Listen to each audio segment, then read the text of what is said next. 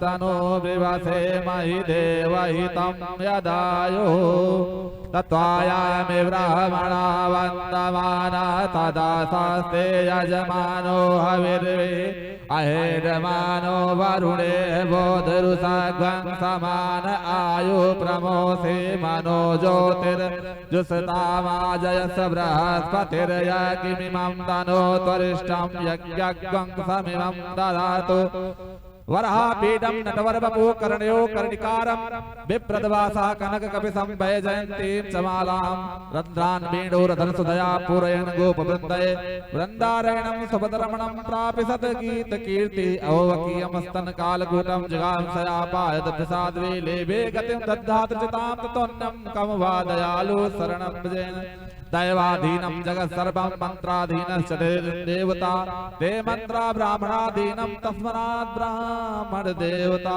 बोले व्यास भगवान की जय। आप लोग जोरदार तालियों से स्वागत करेंगे।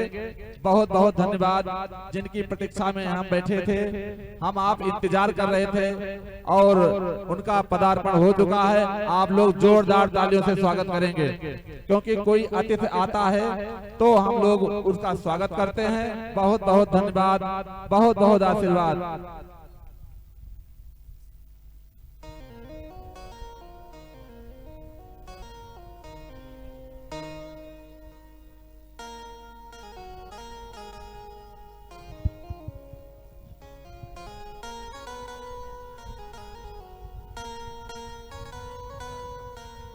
आप लोग जोरदार तालियों से स्वागत करेंगे।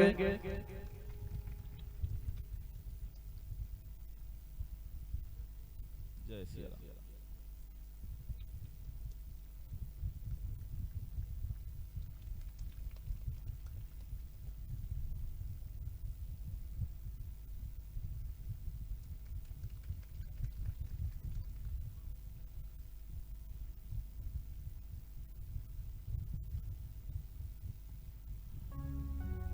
ओम कन्ननस्य महत्पुण्यं पवित्रं पावनासनम् आपदां हरते नित्यं लक्ष्मी तिष्ठति सर्वदा। बोले बांके बिहारी लाल की जय। गुरुर्ब्रह्मा गुरुर्विष्णु गुरुदेव महेश्वरा गुरु साक्षात् परब्रह्म तस्मै श्री गुरुवे नमः। बहुत बहुत धन्यवाद, बहुत बहुत साधुवाद, बहुत बहुत आशीर्वाद। भगवान की छत्र छाया बनी रहे और आप लोग एक बार जोरदार तालियों से स्वागत करेंगे। जय श्री राम, जय श्री राधे। अब महाराज जी से हम निवेदन करेंगे कि अपने मुखारबिंद से ज्ञान रूपी गंगा का प्रवाहित करें और हम लोगों को अपने जीवन को धन्य बनाएं।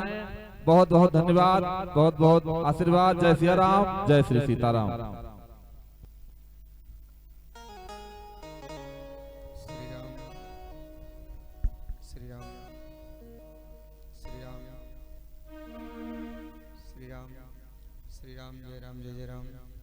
श्री राम श्री राम श्री राम हरि ओम। श्री राम जय राम जय जय राम। श्री राम जय राम श्री राम श्री राम श्री राम हरि ओम।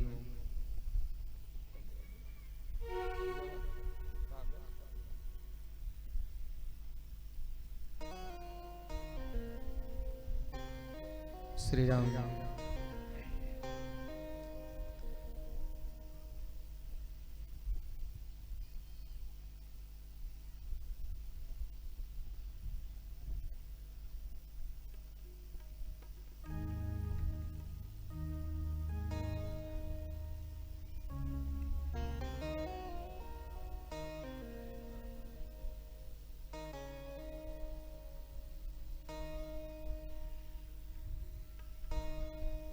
हरि ओम।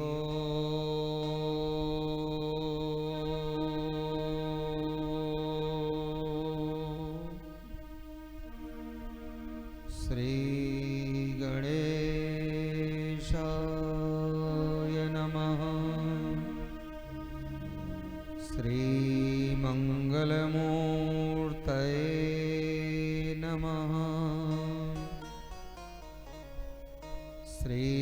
राधा कृष्णाभ्यां नमः। श्री सीतारामचन्द्राभ्यां नमः।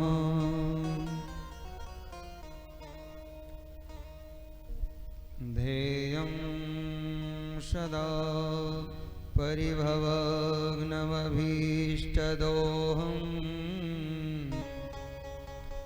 तीर्थास्पदं शिवविरिञ्चनुतं शरण्यं वृत्यार्तिहं पणतपालभवाब्धिभूतं वन्दे महापुरुषते चरणारविन्दम्।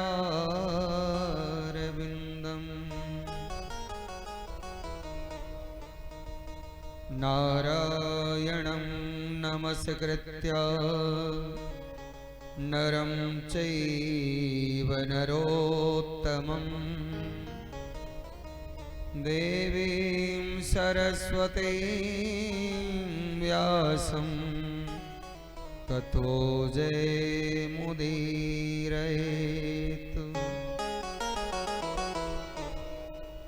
गुरुर्ब्रह्मा गुरुर्विष्णुः गुरुर्देवो महेश्वरः गुरुर्साक्षात् परब्रह्म तस्मै श्रीगुरवे नमः। श्रीवंशी विभूषितकरा नवनीरदाभात्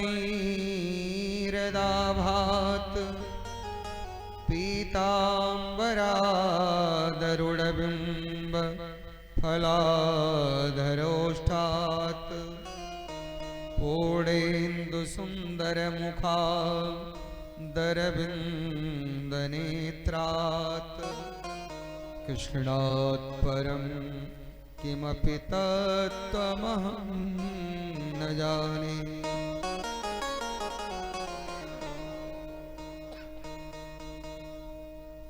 जय जय श्री राधारमण जय जय नवल किशोर जय गोपी चित चोर प्रभु जय जय माखन चोर। जाकी सेवा भाव से मुग्ध भये प्रभु राम ऐसे श्री हनुमान को बारंबार प्रणाम। बोल वृंदावन बिहारी लाल की यज्ञ नारायण भगवान की श्रीमद्भागवत महापुराण की काशी विश्वनाथ भगवान की श्री बजरंग धाम की वीर बजरंग श्री हनुमंतलाल जी महाराज की अपने अपने सद्गुरुदेव भगवान की जय जय श्री राधे।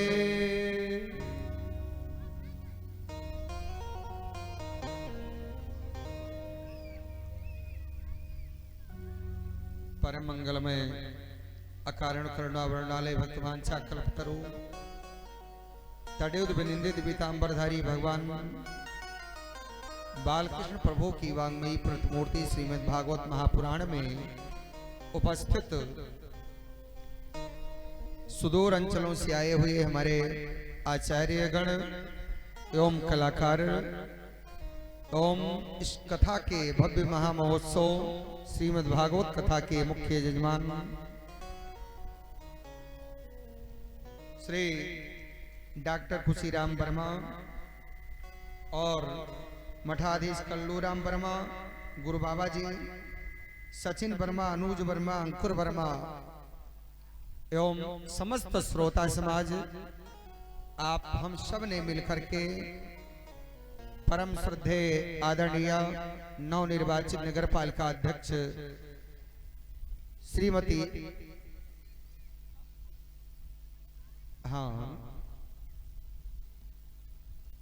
अंकुश वर्मा, नवनिर्वाचित नगर पालिका अध्यक्ष श्रीमती शीला सिंह वर्मा जी के कर कमलों द्वारा श्रीमद् भागवत सप्ताह ज्ञान महायज्ञ का पूजन करके इस महामहोत्सव का शुभारंभ हुआ।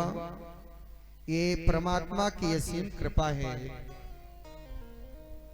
और जो आज हम सब इस पवित्र पावन भूमि पर विराजमान हैं, सज्जनों, जब तक परमात्मा की कृपा नहीं होती तब तक ऐसे सुंदर भक्ति पूर्ण अनुष्ठान, सत्संग रूपी बहती हुई गंगा में गोता लगाने का अवसर प्राप्त नहीं हो पाता।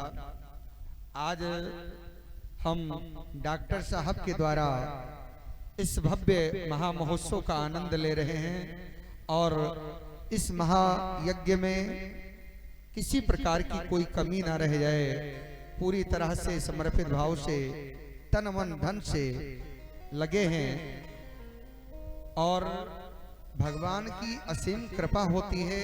पूर्व जन्म के जब भाग्य उदय होते हैं तभी ऐसा सुंदर भक्तपूर्ण अनुष्ठान गोविंद के कृपा से ही प्राप्त होते हैं। आज हम सब लोग ऐसे महामहोत्सव में गोता लगाने के लिए तत्पर हैं। भागवत जी में बताया गया है, भाग्योदयेन बहुजन्म समर्जितेन सतसंगमं च लभते पुरुषो यदा वै अज्ञान हेतु कृतमोह मदान्धकार नासं विहाय हिततो दयते विवेकः। भाग्य उदयन बहुजन्म समर्जितेन, इस जीव के जब अनेकानेक जन्मों के पुण्य उदय होते हैं तभी ऐसा कार्यक्रम सत्संग श्रवण करने का शुभ अवसर प्राप्त होता है। इसमें होता क्या है, उदयते विवेकः, विवेक का भास्कर उदय होता है, विवेक का सूर्य उदय होता है और ये लाभ आज हम सभी को प्राप्त हो रहा है। श्री डॉक्टर साहब जी के द्वारा आज कार्यक्रम का तो प्रथम दिवस है और बड़े से बड़े आयोजन में भी प्रथम दिवस में थोड़ा व्यवस्था करने में समय लग जाता है और थोड़ा व्यवधान आता है, वो यहाँ भी हो रहा है और कल से कथा सही समय से शुभारंभ होगी और बड़ा ही आनंद आएगा और सब लोग समय पर आए और अपना समय दें। ये 7 दिन तक अनवरत चलता फिरता प्रयाग आज हमारे आपके द्वार पर ये लगा हुआ है। आज प्रथम दिवस में हम इस भगवत रूपी नौका में बैठ चुके हैं और उस पार जाने के लिए भगवान के चरणों में निवेदन कर रहे हैं। आइए मन और जीवा वाणी को पवित्र करने के लिए 2 बार भगवान नाम संकीर्तन, जैसी हरि कृपा होगी कथा का रसास्वादन कराएंगे।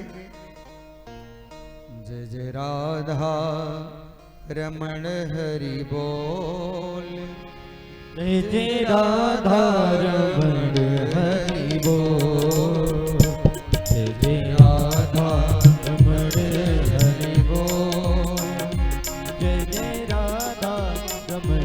सभी लोग भाव से तालियों की सेवा करते हुए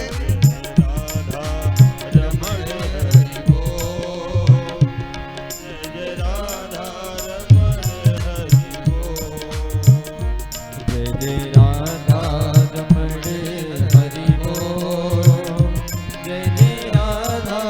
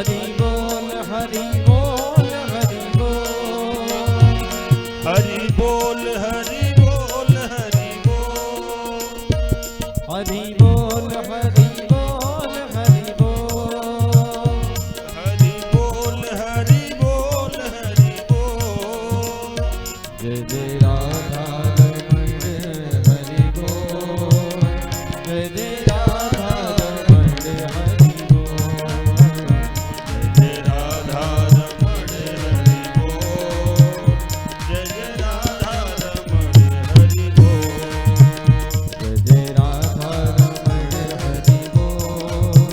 जय जय राधा रमण हरि बोल जय जय राधा रमण हरि बोल जय राधा रमण हरि बोल जय जय राधा रमण हरि बोल जय जय राधा रमण हरि बोल जय जय राधा रमण हरि बोल जय जय राधा रमण हरि बोल जय जय राधा रमण हरि बोल बोल वृंदावन बिहारी लाल की जय। श्रीमद् भागवत महापुराण की जय। जय श्री राधे।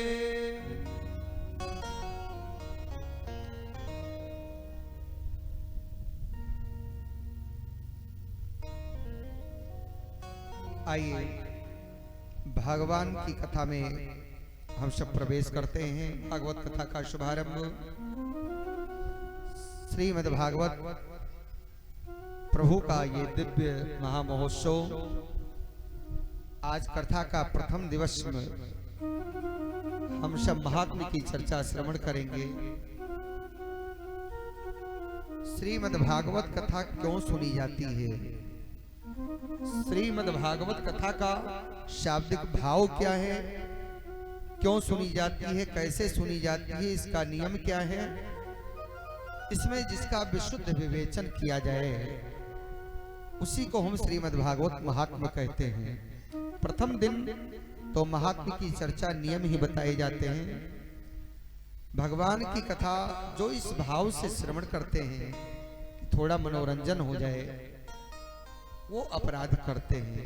देखिए पूरी दुनिया हंसने खाने मस्ती में सब लगी हुई है, सब भूले हैं। हमें क्या करना चाहिए, हमारा हम सब हिंदुओं का परम धर्म क्या है, हमें किस प्रकार रहना चाहिए।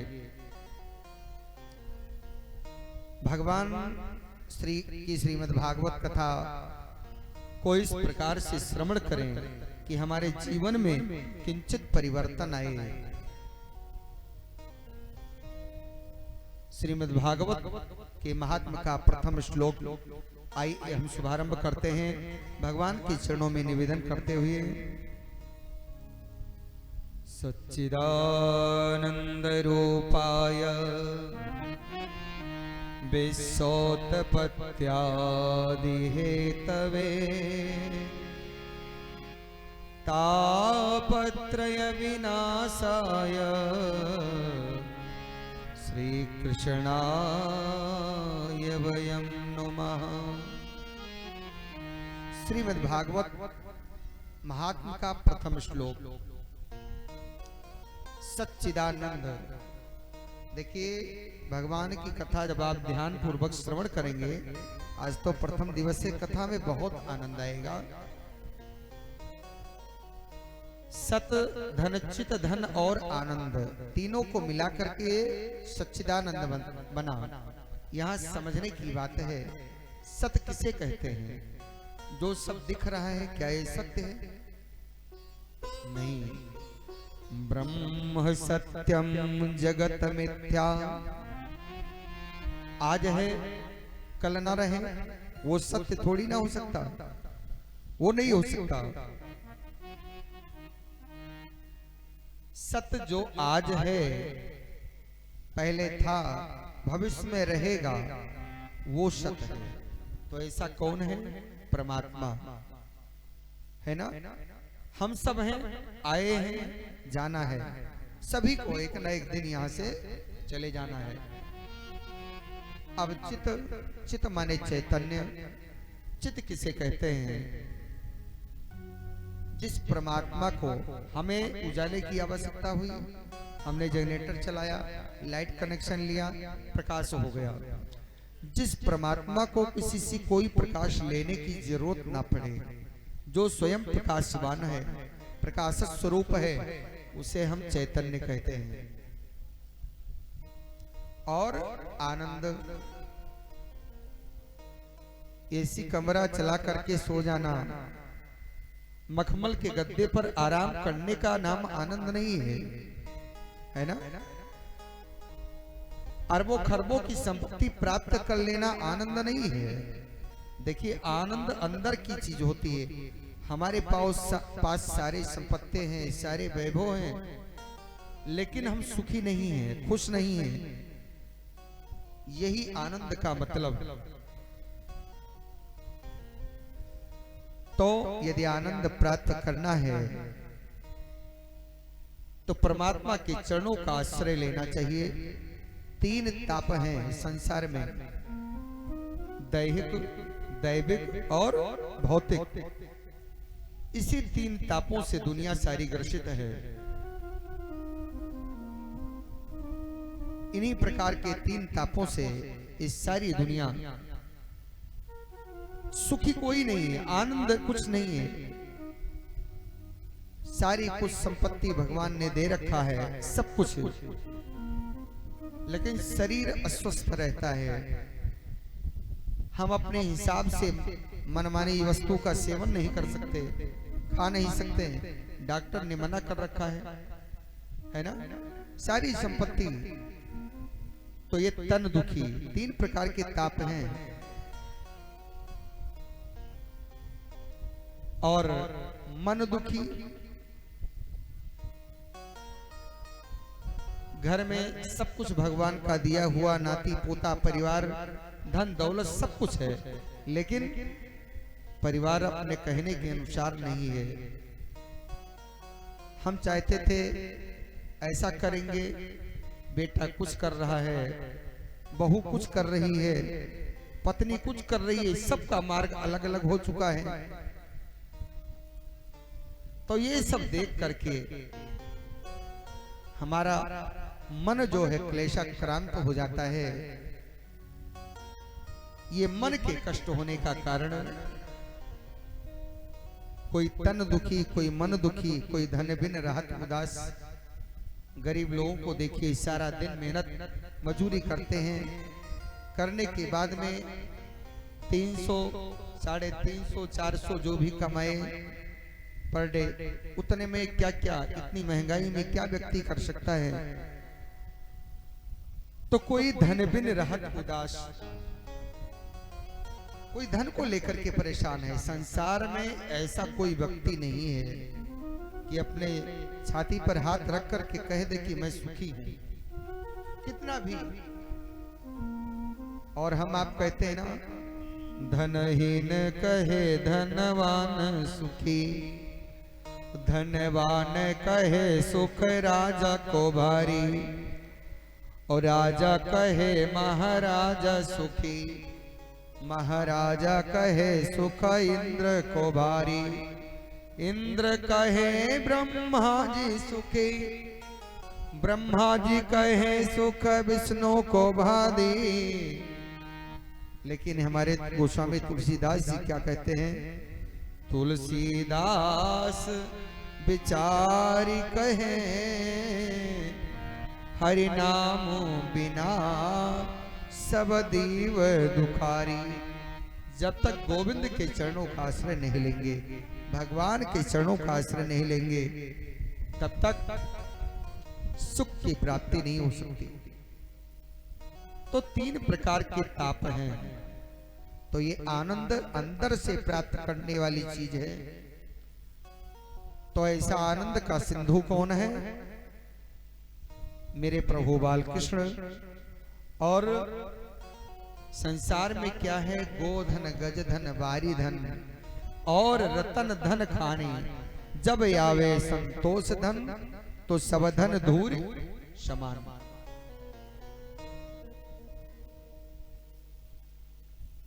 जब तक तो संतों का परम धन, क्या है?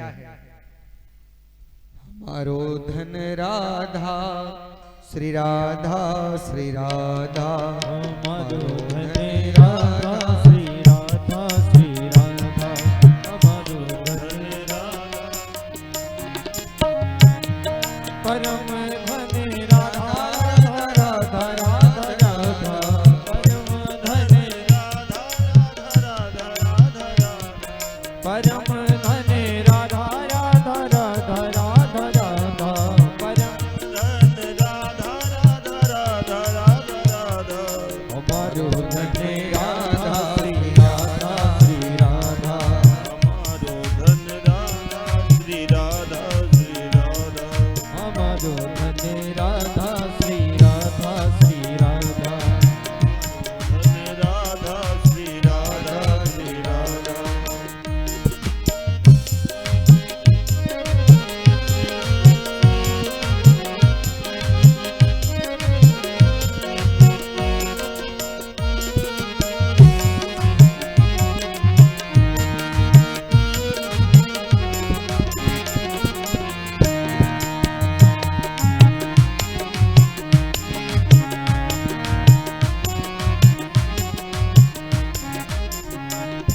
परम धन राधा राधा राधा राधा, परम धन राधा राधा राधा राधा राधा, परम धन राधा राधा राधा राधा राधा, परम धन राधा राधा राधा राधा, हमारो धन राधा श्री राधा श्री राधा, हमारो धन राधा श्री राधा श्री राधा, हमारो धन राधा श्री राधा श्री राधा, हमारो धन राधा श्री राधा श्री राधा।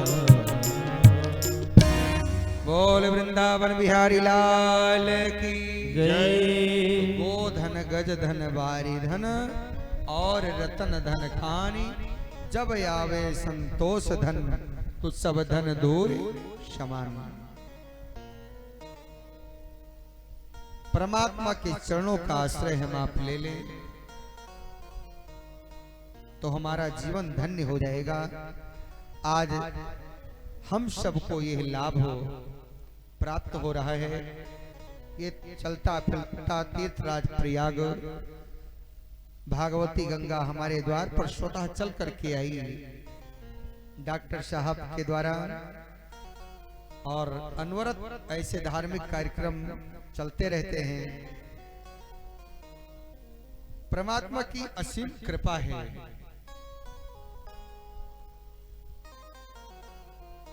आज भगवान के इस पवित्र पावन क्षेत्र लक्ष्मणपुर क्षेत्र में कबीर मठ श्री बजरंग धाम के प्रांगण में एक कार्यक्रम में हम सब उपस्थित हैं। आइए भगवान के चरणों का आश्रय लेते हैं। श्री कृष्णाय वयं नमः। देखिए, किसी में रामचरितमानस में शुभारंभ में सबसे पहले राम जी की वंदना की गई, श्रीमद् भागवत में सबसे पहले श्री कृष्ण जी की वंदना की गई। श्रीमद् भागवत के प्रधान देव हैं हमारे कन्हैया, इसलिए शुभारंभ में श्री कृष्ण की वंदना, प्रथम श्लोक में कृष्ण की वंदना की गई। आदरणीय सुखदेव जी का वंदन किया। आचार्य सुखदेव जी ने जन्म लेते ही संन्यास ग्रहण किया, सीधे वन की ओर चल दिए। ऐसा अद्भुत संत कहते महर्षि वेदव्यास जी, जिनके पीछे पीछे पुत्र कहते कहते पुत्र पुत्र कहते हुए जा रहे हैं, लेकिन सुखदेव जी को लौटा कर लाने में सामर्थ्य नहीं रहा। और ऐसे परम हृदय परम वंदनीय सुखदेव जी के चरणों में हम सभी वंदन करते हैं।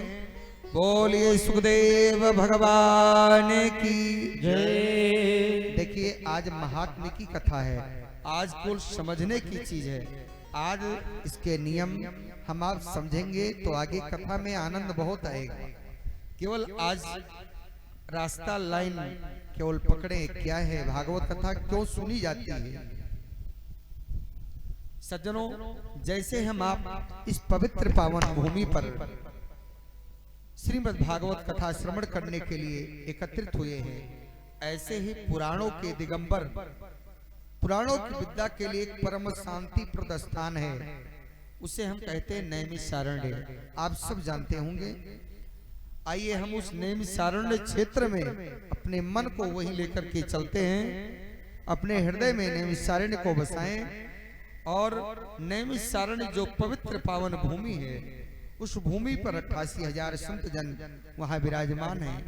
वो जितने संत हैं सभी सतगृहस्थ हैं और ऐसे संत हैं सतगृहस्थ कि कई संतों की उम्र देखेंगे तो इतनी लंबी उम्र वाले संत हैं कि जिनके जीवन में कई चतुर्युग बीत चुके हैं, हजारों लाखों वर्ष की आयु उम्र रखने वाले ऐसे संत, जिनके जीवन में कई बार सतयुग, त्रेता, द्वापर, कलयुग बीत चुके कई बार, ऐसे लंबी आयु वाले महात्मा उस नैमिषारण्य की पवित्र पावन भूमि में 88,000 संत जन विराजमान हैं और वो सब गृहस्थ हैं। और एक संत की उम्र इतनी लंबी है कि उनके जीवन में कितने बार इंद्र बदल चुके, लेकिन उन्हीं शौनकादि ऋषियों के मध्य महाराज श्री सूत जी का आगमन हुआ, जो आयु में मात्र 20 वर्ष के हैं। उन संतों की मंडली में श्री सूत जी का आगमन हुआ, जिनकी आयु 20 वर्ष है। जब वो 20 वर्ष के आयु वाले सूत जी वहां पधारे तो जितने संत सभा थी सारे के सारे उठ करके खड़े हो गए। लेकिन सूत जी महाराज तो परम संत हैं, 20 वर्ष उम्र वाले युवा सूत जी को देख करके समस्त संत मंडली खड़ी हो गई, स्वागत करने लगी। शौनकादि ऋषियों के इस व्यवहार को देख करके सूत जी को अच्छा नहीं लगा, क्योंकि जो वास्तव में संत होते हैं, वास्तव में जो बड़े होते हैं ना, वो बड़े विनम्र होते हैं और धोखे से जो बड़े हो जाते हैं उनको विनम्रता आने में 7 पीढ़ी लग जाती है। और आज संतों की मंडली में 20 वर्ष के युवा सूत जी को आगमन पर सारे संत महात्मा जितने थे सारे के सारे खड़े हो गए। सूत जी संकोच में पड़ गए कि इतनी लंबी आयु वाले ये महात्मा मुझे देखकर के खड़े हो रहे हैं। कहा आप लोग ये सब क्या कर रहे हैं? तो संतों ने कहा नहीं, हमारे शास्त्र कहते हैं कि धनम वृद्धा बलम वृद्धा आयु वृद्धा तथैव च ते सर्वे ज्ञान वृद्धाश्च किंकिरा शिष्य किंकिरा। शौनकादि ऋषि कहने लगे, प्रभु कोई बल में बड़ा होता है और कोई आयु में बड़ा होता है, कोई कदाचित धन में बड़ा होता है, किंतु जो ज्ञान में बड़े होते हैं उन्हें हमारे शास्त्रों में सबसे बड़ा माना जाता है, ऐसा बताया गया है। और इसलिए सूत जी आपको देखने में तो बहुत छोटे लग रहे हैं ना, लेकिन हम सभी लोगों के अंदर जो अज्ञानता है, इस अज्ञान रूपी आवरण को नष्ट करने में आप करोड़ों सूर्य के समान हैं। इसलिए आपको परम वंदनीय, आपके चरणों में मेरा बारंबार नमस्कार है। मेरे प्रणाम को आप स्वीकार करें और हम सबको आप ऐसी पवित्र कथा सुनाएं कि हमारा जीवन समृद्ध जाए और जिससे संसार के लोगों की कष्ट की निवृत्ति हो जाए, ऐसी कथा आप हमें सुनाएं। ये कौन? नैमिषारण्य से क्षेत्र में 88,000 महात्मा लोग सूत जी से प्रश्न कर रहे हैं, सूत जी से निवेदन कर रहे हैं कि ऐसे दिव्य कथा सुनाएं कि हम सबके मन में जो कष्ट है, सांसारिक में जो नाना प्रकार के व्याधियों से हम सब पीड़ित हैं, उससे निवृत्ति हो जाए। कृष्ण प्राप्ति करम सस्वत साधनम तद्वदाधुना। देखिए, कभी भी कथा में जाएं इस भाव से नहीं जाना चाहिए। हमेशा पूरा जीवन हमारा आपका निकल जाता है कि क्या करें, समय नहीं मिल पाता, यहाँ जाना वहाँ जाना, ये करना वो करना। कथा में धोखे से आ भी गए तो 20 बार टाइम देखते हैं, समय नहीं कटता। ये श्रवण के नियम बताए गए हैं। भागवत की कथा सन्मुख बैठ करके श्रवण करना चाहिए और कथा का समय जो भी व्यास जी के मुखारबिंद से आप सुने, उसका एक शब्द हमारे कानों से अलग ना जाए, हमेशा ये ध्यान रखना चाहिए। संतों का क्षण और अन्न का कण हमें आपको जो भोजन की थाली में प्राप्त हुआ, ये बर्बाद ना हो, हमेशा ये ध्यान रखना चाहिए। तो शौनकादि ऋषियों ने सूत जी से एक ही प्रश्न किया कि संसार के लोगों की कष्ट की निवृत्ति कैसे हो। संसार के लोग तमाम क्लेशों से युक्त हैं, सब पीड़ित हैं, इनके कष्ट की निवृत्ति कैसे हो। और हम सब ज्यादा समय न लेकर के केवल आपसे यही निवेदन करना चाहते हैं कि ऐसा साधन बताओ कि गोविंद कैसे मिले। और इसको सुन करके सूत जी महाराज बड़े गदगद हुए कि धन्य है प्रभु। बोले आपने बिल्कुल सही प्रश्न किया। हम लोग तो जन्म लेते हैं, युवा होते हैं, वृद्ध हो जाते हैं, मर जाते हैं, है ना। किसी को बताने की जरूरत नहीं, सब लोग जानते हैं। जो आया है सो जाएगा, चाहे राजा हो, चाहे रंक हो या फकीर। अभी हमारे पास 1 मिनट का टाइम नहीं निकल रहा है, लेकिन जब परमात्मा की कृपा, परमात्मा का अंश खींच लेता है वो अपना, तो इस शरीर पुनः पंच तत्व में लीन हो जाया करती है। तब हमें कहने का समय भी नहीं मिलता कि प्रभु 10 मिनट का मौका दे दीजिए, हम अपना कार्य कर लें। तब आपकी सेवा, आपके आदेश का पालन करेंगे, मैं आ जाऊंगा। वहां से टिकट कटेगा तो हम सभी को तुरंत पहुंचना है। कोई काम न बेटे से, न नाती से, न पोता से, सबका सब यही जैसा का तैसा धरा रह जाएगा। धनानि भूमौ पशवश्च गोष्ठे। धन भूमि पशु जो भी है, सबका सब यही धरा रह जाएगा। नारी गृह द्वार सखा श्मशाने। देहश्चितायां परलोक मार्गे। धर्मानुगोग क्षति जीवे कहा। धन भूमि पशु जितना भी वैभव देख रहे हैं ना, ये कुछ लेकर के हम आप नहीं जाएंगे, सबका सब यही रह जाएगा। क्या जाएगा साथ में? कुछ नहीं। जब जाएगा यहाँ से कुछ भी न साथ होगा। 2 गज कफन का टुकड़ा तेरा लिबास होगा। जाएगा जब यहाँ से, जाएगा जब यहाँ से, कोई न साथ होगा। 2 गज कफन का टुकड़ा तेरा लिबास होगा। जब यहाँ से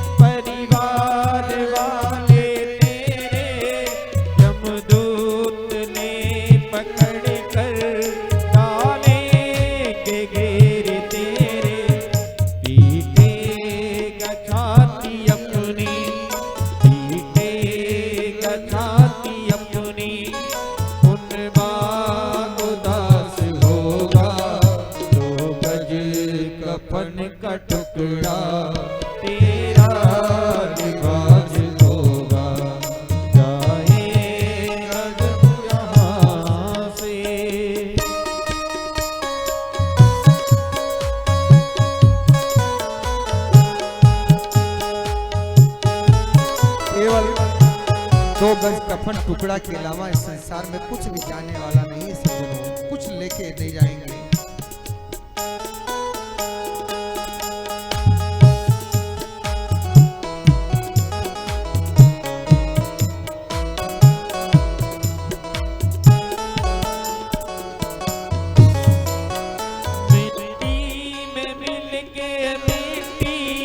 बाकी तो खाक होगी, सोने सी तेरी काया जल कर के राख होगी। मिट्टी में मिले मिट्टी, बाकी तो खाक होगी, सोने सी तेरी काया जल कर के राख होगी। दुनिया त्याग तेरा, दुनिया को त्याग तेरा, मरघट में वास होगा। कफन का टुकड़ा तेरा निवास होगा, जाएगा जब यहाँ से।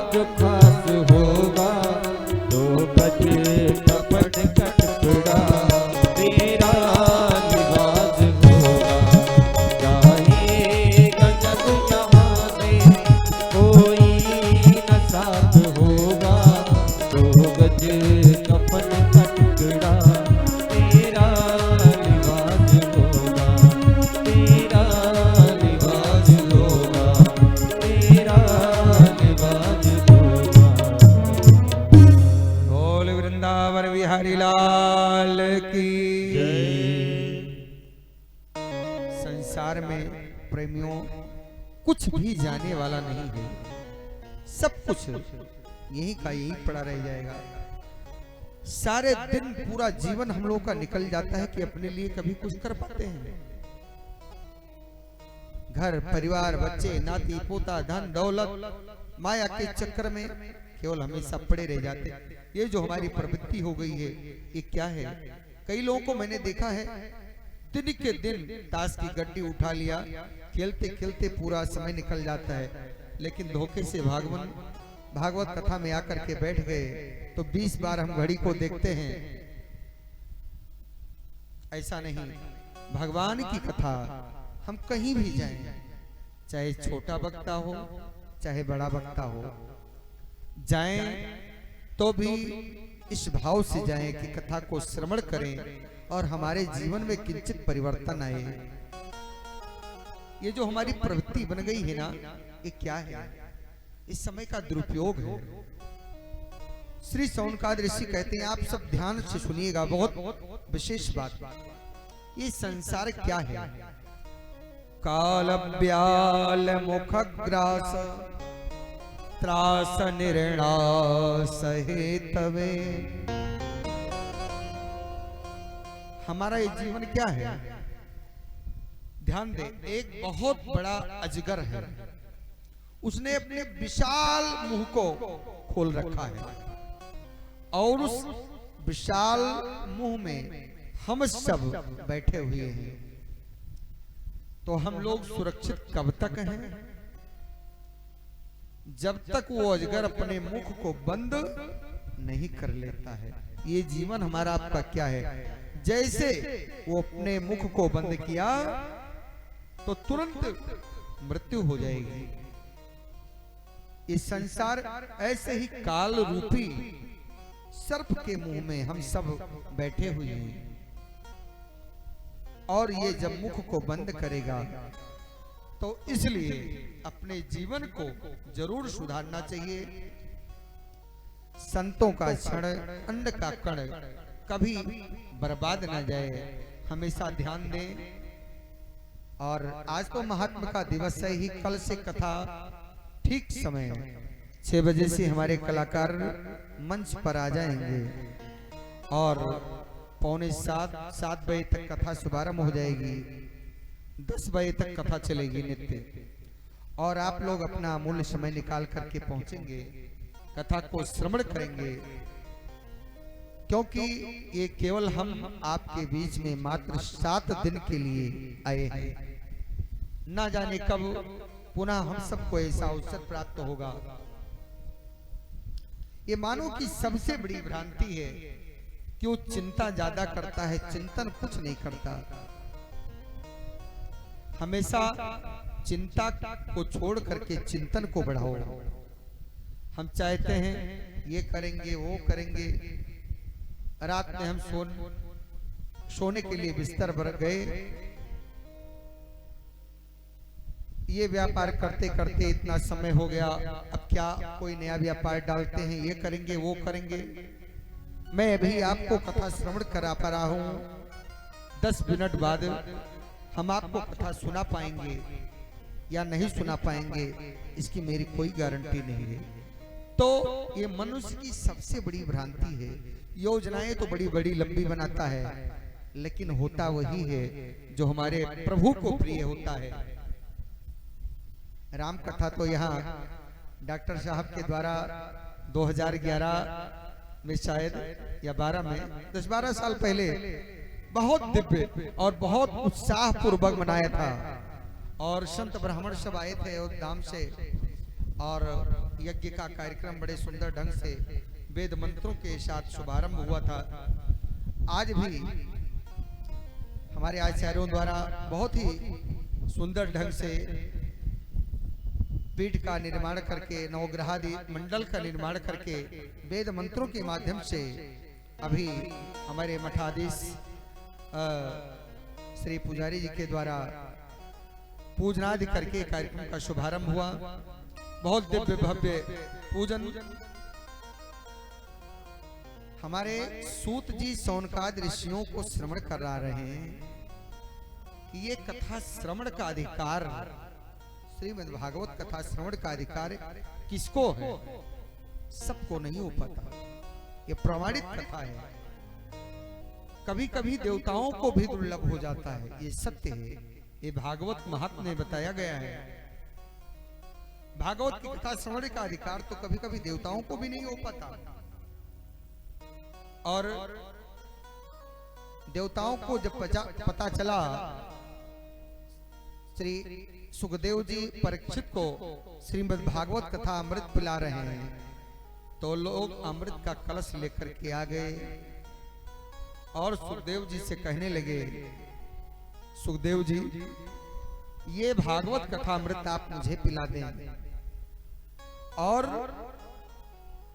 श्री परीक्षित जी को जो 7 दिन में मरने का शाप लगा है, इनको मैं अमृत पिला देता हूं, ये अमर हो जाएंगे, लेकिन ये कथा अमृत। तो महाराज सुखदेव जी ने मना कर दिया। सुखदेव जी ने मना कर दिया कि देवता कितनी स्वार्थी हैं। तो जब सुखदेव जी ने मना किया तो देवताओं ने जाकर के ब्रह्मा जी से शिकायत कर दिया कि हम सब गए थे अमृत का कलश लेकर के कि राजा परीक्षित को 7 दिन में मरने का श्राप लगा है, और हम लोग उन्हें अमृत पिला देंगे, वो अमर हो जाएंगे, और उसके बदले में हम भागवत अमृत का पान कर लेंगे। सुखदेव जी ने कहा, आप कथा रस का पान करें, इससे मुझे कोई आपत्ति नहीं है, लेकिन आप तो यहाँ व्यापार करने के लिए आए हैं, बदले में तो ब्रह्मा जी ने सोचा देवताओं ने आपको अमृत पिलाने से, श्रीमद् भागवत कथा श्रवण कराने से क्यों मना किया, आपको क्यों भगा दिया वहां से। ब्रह्मा जी ने सोचा ऐसी कौन सी बात है इस कथा में, कौन सा दिव्य बात है कि जिससे कहा अमृत और कहा भागवत कथामृत का अदला बदली ना करके सुखदेव जी ने वापस कर दिया तुम्हें। तराजू मंगाया गया, एक पलड़े पर समस्त धर्म शास्त्र रख दिए गए और दूसरे पलड़े पर श्रीमद् भागवत ग्रंथ को रखा गया।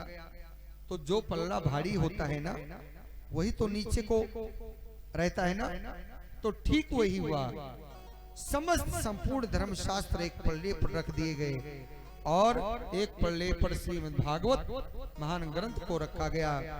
और ये महान ग्रंथ का पलड़ा जरा सा जमीन को छोड़ा नहीं। उसी समय ब्रह्मा जी ने जन जन में प्रचार कर दिया, ये भागवत साधारण कोई ये पोथी नहीं है, कोई ग्रंथ नहीं, ये तो साक्षात भगवान कृष्ण की शब्दमयी वांगमयी प्रतिमूर्ति है। शब्दों के रूप में भगवान की दिव्य मूर्ति है, जो हम आप श्रवण कर रहे हैं, दर्शन कर रहे हैं। और लघो निन्यानि जातानि गौरवेण इदं महत् तदा ऋषिगणा सर्वे विस्मयं परमं यौ। भागवत का पलड़ा नीचे हो गया और समस्त पलड़े धर्मशास्त्र के ऊपर उठ गए। और ब्रह्मा जी ने कहा, देवताओं से बता दिया श्रीमद् भागवत कोई पोथी नहीं। श्रीमद् भागवताख्यायं प्रत्यक्षावर ततो हरि। इस साधारण कोई पोथी नहीं है, भगवान का दिव्य स्वरूप, साक्षात किरण स्वरूप श्रीमद् भागवत। इसका श्रवण करने से जीवन हमारा धन्य हो जाता है और हमारे घर में, कुल में पितृदोष यदि हमारे आपके घर में होता है तो श्रीमद् भागवत 7 दिन पर्यंत अनवरत श्रवण करने से घर में पितृदोष खत्म हो जाता है। हमारे देवता बड़े प्रसन्न होते हैं, हमारे पितर वहां से बहुत आशीर्वाद देते हैं। 7 दिन हम आप बैठ करके अपने पितरों को स्मरण करके भगवान की कथा सुनते हैं तो हमारे पितर बहुत आशीर्वाद देते हैं। ऐसे सुंदर अनुष्ठान जब भी हम आप करते हैं तो वहां से स्वर्ग से हमारे पितर बहुत प्रसन्न होते हैं। सौनकाद ऋषि बोले, हमने तो सुना है संत कुमार ज्यादा घूमते नहीं और नारद जी एक जगह कभी टिकते नहीं, हमेशा भ्रमण करते हैं। और सनत कुमार एक दूसरी जगह नहीं जाते। भागवत की कथा में यदि मन चंचल हो तो भगवान की कथा समझ में नहीं आती है। जिसे जरा सा इधर बात कर लिया, जरा सा इधर मन को लगा लिया तो भगवान की कथा फिर पल्ले नहीं पड़ेगी। भागवत कथा जब ध्यान से और ज्ञान से, तीसरी बात भाव से सुनेंगे तभी भागवत की कथा समझ में आएगी।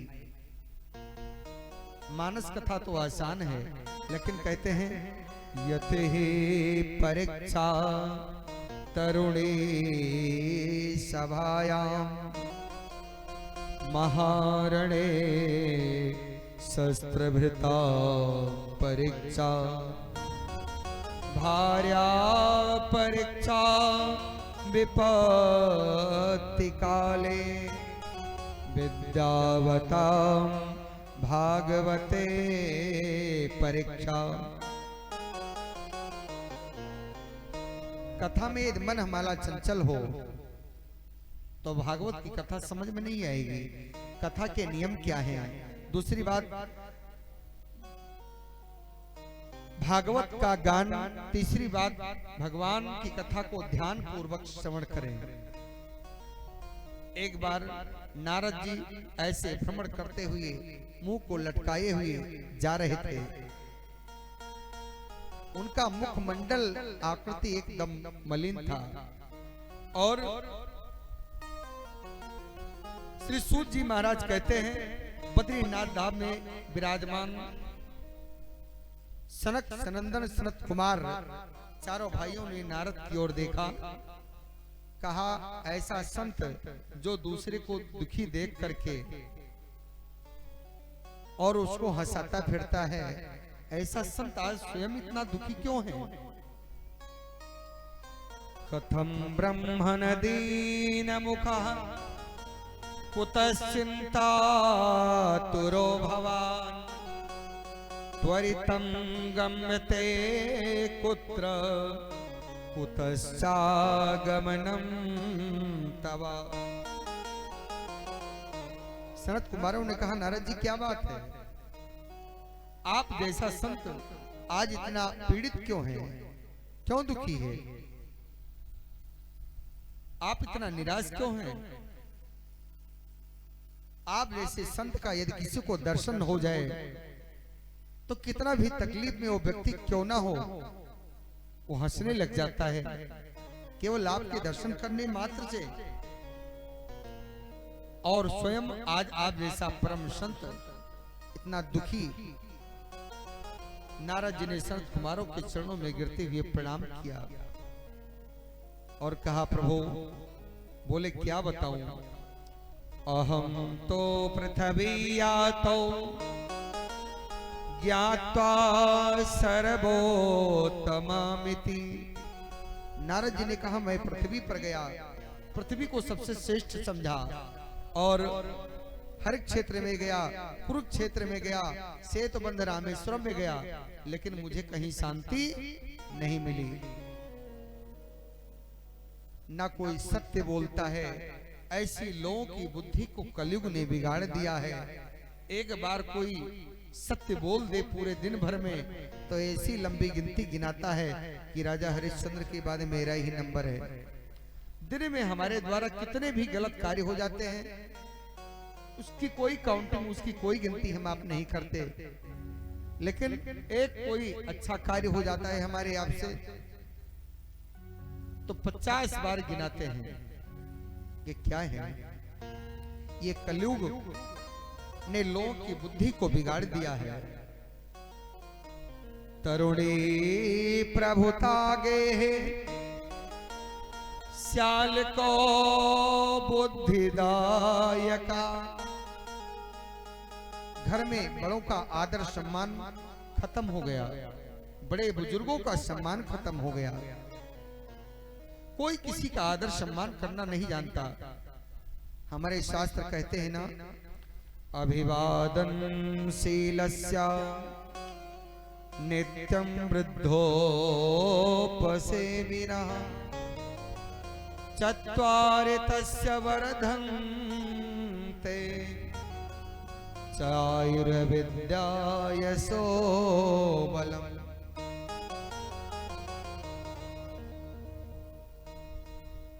अभिवादन शीलस्य, बड़ों को सम्मान करने से, प्रणाम करने से, शीलवान होने से, वृद्धों की सेवा करने से 4 चीजों की प्राप्ति होती है। आयु और विद्या और यश और बल। और वास्तव में जो बड़े होते हैं ना, वो विनम्र होते ही हैं। जिस वृक्ष में फल अधिक होते हैं उसकी डार हमेशा झुकी रहती है, और सूखे पेड़ को देखे सीधा खड़ा, वो झुकना नहीं जानेगा। तो विद्या ददाति विनयम, विनयम ददाति पात्रताम। जो वास्तव में भगवत प्रेमी हैं वो सरल होते हैं। उनका कोई अपमान भी कर दे तो वो एकदम सरल चित्त में श्री राधे कहते हुए सब टाल देते हैं। लेकिन आज क्या है, कलयुग ने लोगों की बुद्धि को ऐसा बिगाड़ रखा है कि घर में ही अपने में बड़े छोटे का सम्मान खत्म हो चुका है। और नए नए बच्चों की बहुओं की चल रही है। ऐसा नहीं, बच्चे बड़े हो जाएं, चलना चाहिए। बच्चे उस लायक हो गए हैं, बहुएं उस लायक हो गई हैं, चलना चाहिए। लेकिन जरूर ध्यान रहे, जब कोई विशेष कार्य करे, कोई बड़ा आयोजन करे, तो अपने घर में बड़े बुजुर्गों से जरूर सलाह लेना चाहिए। क्योंकि जब उनसे जाकर के हम सलाह लेते हैं तो उनका मन बड़ा प्रफुल्लित होता है, बड़ा गदगद होता है। कोई भी बड़ा कार्य करें जरूर आशीर्वाद लें। लेकिन यहाँ तो ऐसा कुछ नहीं, सारा कुछ मनमानी करते हैं। और जब सलाह लेना होता है तो साल को बुद्धिदायका, ये अपने मनमुखी में नहीं बोल रहा हूं, ये भागवत जी का प्रमाण है। सलाह लेना होगा तो ससुराल से साले साहब को बुला लाएंगे। तो कहने का अभिप्राय इस प्रकार से नारद जी महाराज बता रहे हैं कि मुझे सेतुबंध, रामेश्वरम, हर क्षेत्र, कुरुक्षेत्र सब जगह गया, लेकिन कहीं किसी का सम्मान नहीं। कलयुग ने सबकी बुद्धि को बिगाड़ दिया और मैं श्री धाम वृंदावन में आया तो यहाँ एक कौतुक देखा। बोलिए वृंदावन बिहारी लाल की जय। वहां एक कौतुक देखा। एक युवती है, एक स्त्री, नवयुवक स्त्री है, वो बैठी है, रो रही है, विलाप कर रही है।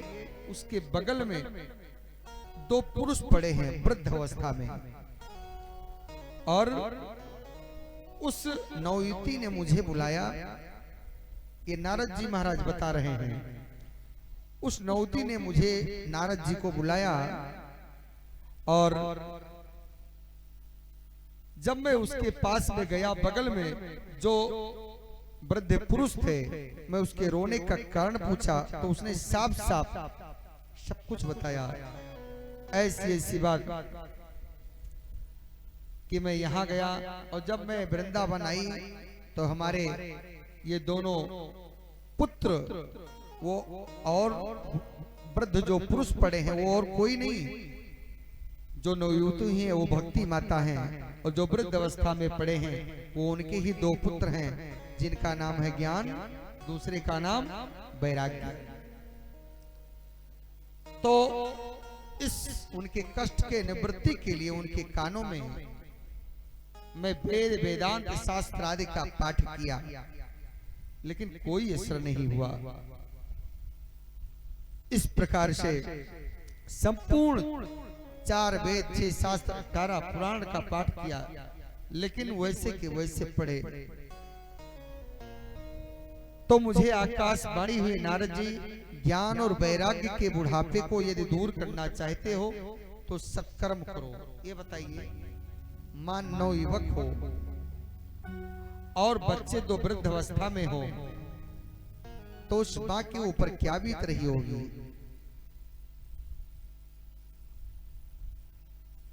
तो नारद जी महाराज कहते हैं, मैंने संपूर्ण वेद वेदांत शास्त्र आदि पाठ किया, कुछ असर नहीं हुआ। आकाशवाणी ने मुझे कहा कि सतकर्म सोचको नियम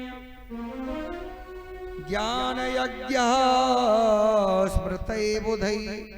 देखो नारद, ज्ञान और वैराग्य के बुढ़ापे को दूर करना चाहते हो तो सत्कर्म करो। तो मेरी समझ में बात नहीं आई प्रभु कि ये सत्कर्म क्या है। सत्कर्म किसे कहते हैं?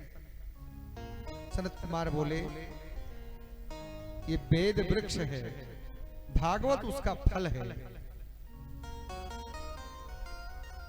ये तो वेद जो है, सारे शास्त्र हैं उसके वृक्ष। लेकिन हम कहें कि आम है ना, तो आम इतना स्वादिष्ट होता है, तो आम के पत्ते को ही खा लें या आम की जड़ को ही चबा लें तो उसका लाभ मिलेगा? नहीं। जब तक उसका पका हुआ फल आम नहीं खाएंगे तब तक आनंद नहीं आएगा। ठीक उसी प्रकार जितने भी धर्म शास्त्र हैं वो तो वृक्ष हैं, सैकड़ों आदि पत्ते, हजारों लाखों उनके पत्ते हैं, और मेन जो जड़ वेद है वृक्ष का, लेकिन जो उसका पका हुआ फल है ना, वो श्रीमद् भागवत सप्ताह ज्ञान महायज्ञ। इसलिए श्री वेद और वेदांत का जो रसमय सार है वही श्रीमद् भागवत है। नारद जी ने पूछा कि हम कथा कहाँ करें? शरद कुमारों ने कहा कि हरिद्वार में करो। गंगा जी का एक सुंदर आनंद तट है, व्यास मंच लगाया, व्यास मंच पर चारों भाई आसीन हो गए। जैसे हमारे डॉक्टर साहब के द्वारा ऐसे सुंदर दिव्य व्यवस्था की गई है, कहीं किसी प्रकार की कोई कमी ना हो, ऐसे दिव्य भव्य आयोजन किया गया। क्योंकि हम सब अपने बच्चों का शादी विवाह तो बड़े धूमधाम से करते हैं, लेकिन भगवान के भी प्रति उसी प्रकार की उदारता होना, यही तो करुणा है, यही तो भाव है। परमात्मा को क्या चाहिए? वो तो भाव का भूखा है, लेकिन वो देखता है कि तुम मेरे लिए क्या करते हो। और इस प्रकार पूजनादि करके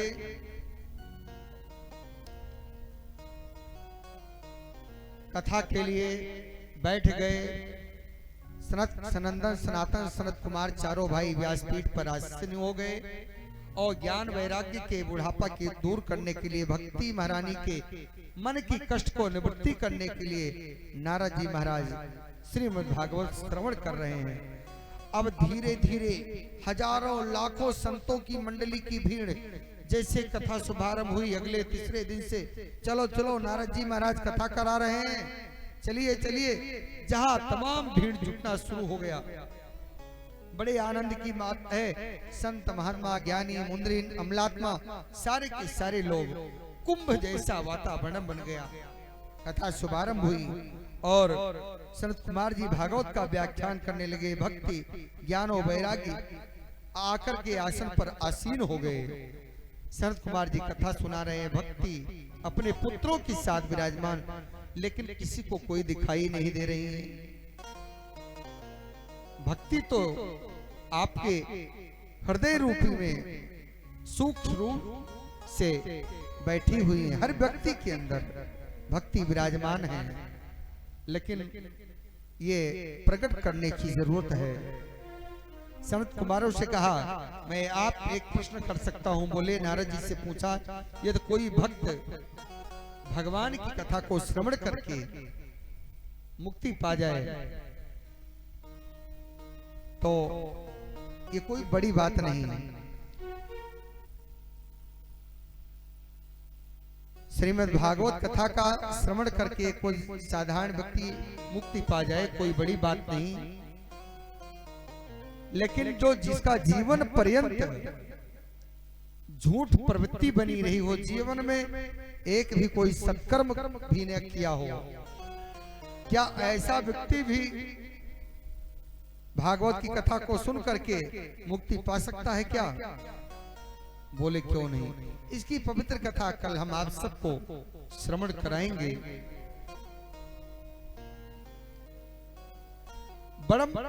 परम पवित्र कथा है। हमारा पूरा समय निकल जाता है और ऐसा पूरा पाप कर्म करते करते अब समय आएगा तो भगवान का स्मरण करेंगे, वंदन करेंगे, बुढ़ापे में कर लेंगे, धीरे धीरे करके सारा समय पार हो जाता है। और जब मुंह में एक भी दांत नहीं बचते हैं ना, तब मुंह से बोलते हैं राम और निकलता है राम। पूरा समय हमारा आपका व्यतीत हो जाए। जन्म तेरा बातों ही बीत गयो, जन्म तेरा बातों ही बीत गयो रे, तूने कब गुण कृष्ण कहो। जन्म तेरा बातों ही बीत गयो रे, तूने कब गुण कृष्ण कहो।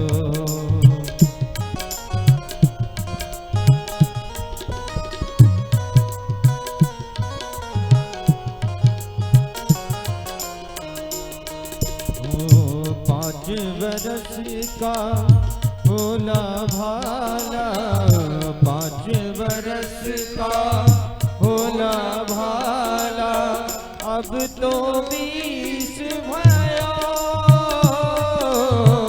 अब तो 20 भयो,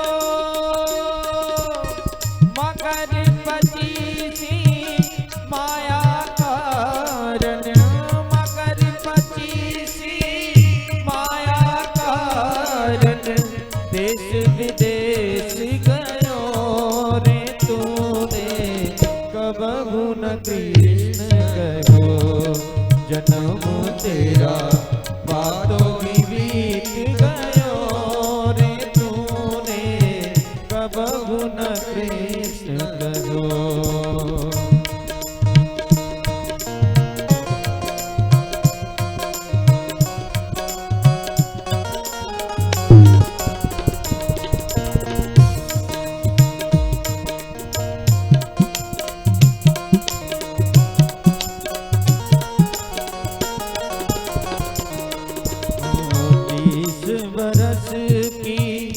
अब मति उपजी, 30 बरस की अब मति उपजी, लोभ बढ़े नित नयो,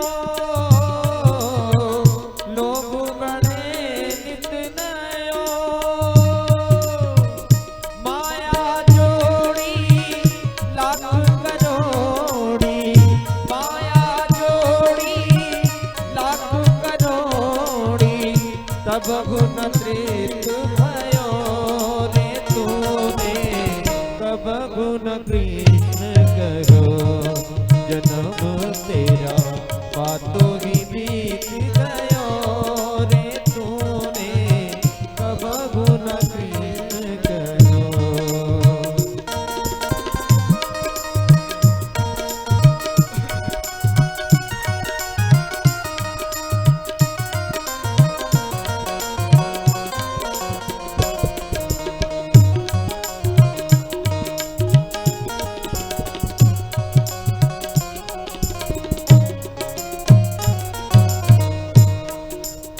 वृद्ध भयो तब आलस उपजी, वृद्ध भयो तब आलस उपजी, कपनित कंठ भयो, कपनित कंठ भयो, संकट कबहू ना कीनी रे तूने, संकट कबहू ना वृथा जन्म भयो रे तूने, कबहू न कृष्ण कहो जन्म तेरा, बातों ही बीत गयो रे तूने, कबहू न कृष्ण कहो।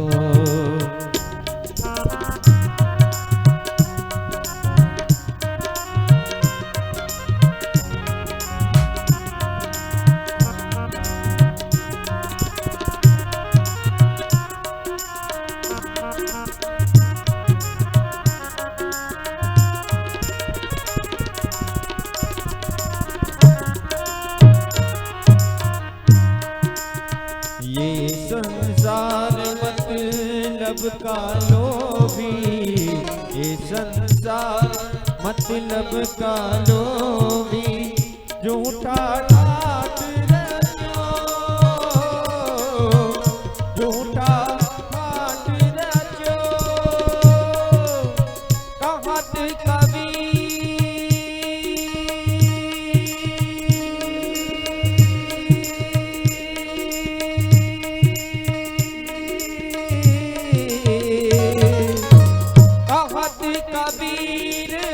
समझ मन मूरख, कहत कबीर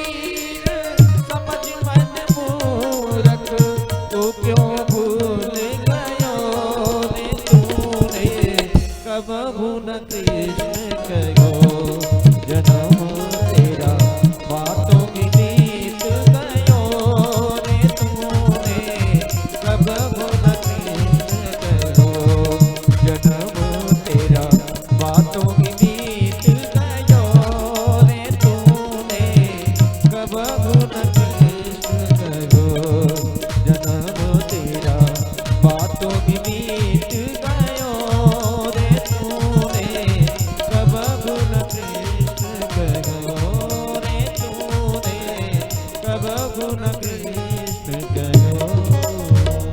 बोल वृंदावन बिहारी लाल की जय।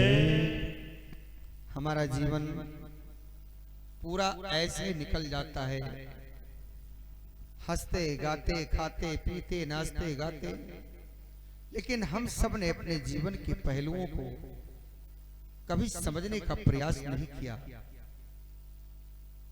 अंत में हम लोग पश्चाताप करते हैं और पूरा समय निकल जाता है, और जब समय हमारे हाथ में नहीं रह जाता तब बाद में बहुत पश्चाताप करते हैं, फिर उसका क्या मतलब। और आज प्रभु की कृपा से हम सभी को यह अवसर प्राप्त हुआ कि भागवती गंगा में हम सब गोता लगा रहे हैं और बड़े सुंदर ढंग से सारी व्यवस्था यहाँ है। सभी को बहुत बहुत साधुवाद, सभी श्रोता भाई को, हमारे कलाकार को, हमारे माइक ऑपरेटर को। लेकिन थोड़ा कल से आप प्रयास करें सुधारने का, कुछ कमियां हैं, और कल सब आप समय से आएंगे। जो भी होगा समय से कथा शुभारंभ होगी। अब भगवान की आरती होगी। हम डॉक्टर साहब से निवेदन करेंगे सपरिवार मंच पर आए और अपने हाथों से करकमलों द्वारा भगवान की दिव्यमयी आरती ग्रहण कर अपने पूरे परिवार का कल्याण करें, समस्त अपने क्षेत्र समाज का कल्याण करें। सब लोग, बाकी सभी भक्त अपने स्थान पर खड़े हो जाएं और भगवान की मंगलमयी आरती। आइए। जय जय राधा रमण हरि बोल, जय हो राधा रमण हरि बोल, जय जय राधा रमण हरि बोल, जय जय राधा रमण हरि बोल, हरि बोल हरि बोल हरि बोल, हरि बोल हरि बोल हरि बोल, हरि बोल हरि बोल हरि बोल, हरि बोल हरि बोल हरि बोल। राधा रमण हरि बोल, जय राधा रमण हरि बोल, जय जय रमण हरि बोल। हरि ओम। हरि ओम। चंद्रमा मनसो जातगो सूर्यो अजायता, रुद्रादाश्च प्राण संघात प्रजायता। बांके बिहारी तेरी आरती गाऊं, हे गिरधर तेरी आरती गाऊं, तो पीछे में खड़े हैं आप लोग, करीब आ जाएं। तेरी आरती गाऊं, हे गिरधर तेरी आरती गाऊं, आके बिहार तेरी आरती गाऊं, बिहार तेरी आरती गाऊं। मोर मुकुट तेरे विश्व में सोहे, मोर मुकुट तेरे शीश पे सोहे, प्यारी वंशी मुनि मन मोहे, प्यारी बंसी मुनि मन मोहे। देख छवि बलिहारी में जाऊं, देखी छवि बलिहारी में जाऊं, बांके बिहारी तेरी आरती गाऊं, आके बिहारी तेरी आरती गाऊं। चरणों से निकली है गंगा प्यारी, चरणों से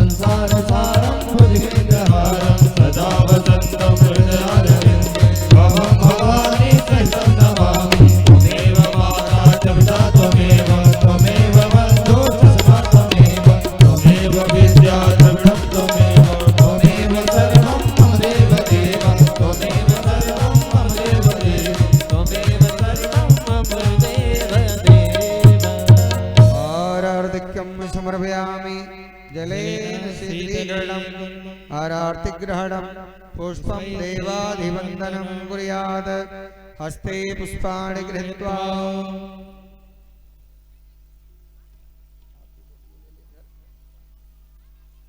उम्माजत्रेण जतनमयजन्त देवास्तानि धर्माणि प्रथमान्यासन्न तेहनागं महिमानः सचन्द यत्र पूर्वे सा